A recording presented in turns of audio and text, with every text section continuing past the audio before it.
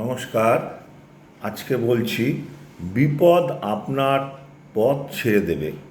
ঈশ্বর যদি আপনার ধ্যান জ্ঞান হন, আপনি যদি সব কিছুর ভার ঈশ্বরের চরণে অর্পণ করে দেন এবং আপনার দ্বারা যদি কারোর কোনো ক্ষতি কোনো দিন না হয়ে থাকে, তবে আপনি কোনো দিন বিপদে কষ্ট পাবেন না, গ্যারান্টি দিয়ে বলছি।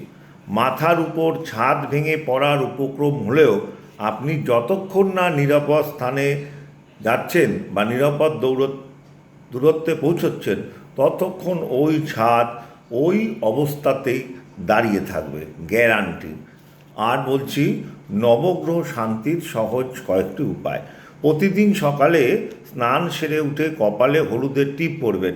কাঁচা হলুদ অধিক শুভদায়ী এবং প্রাত্যহিক ঈশ্বর চিন্তা করবেন। 2 নম্বর, প্রতি সন্ধ্যায় গৃহে ধূপ ধুনো জ্বালাবেন এবং গৃহদেবতাকে কর্পূরের শিখা দেখিয়ে আরতি করবেন। ঘৃতের প্রদীপও জ্বালাতে পারেন। 3 নম্বর বলছি, প্রতি রোববার তামার পাত্রে জল স্নানের জলে মিশিয়ে স্নান করবেন। সম্ভব হলে রবিবার মন্দিরে গম দান করবেন। আরেকটি বলছি, সোমবারে গঙ্গাজল ও কাঁচা দুধে শিবকে স্নান করাবেন। প্রতি মঙ্গলবার স্নান সেরে হাতে লাল তাগা ও লাল কার বাঁধবেন।